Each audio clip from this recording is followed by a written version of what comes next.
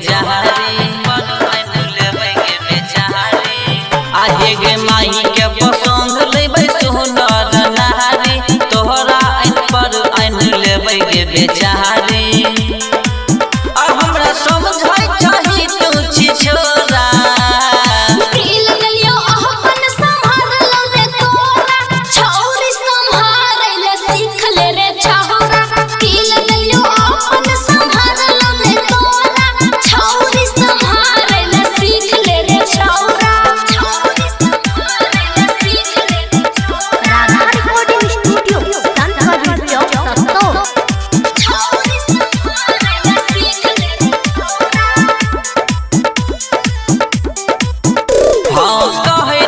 हमरा छही गाँव के आवारा देख लिहे रह भी तू ओहिना गवारा आगे गई कहे रही कही तोरा गाँव के आवारा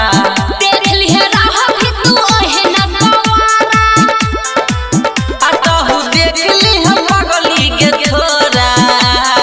दिल गलियो अपन संभार लो ने तोरा छौरी संभारे ले सीख ले रे छौरा दिल गलियो अपन संभार लो ने तोरा छौरी संभारे ले सीख ले रे छौरा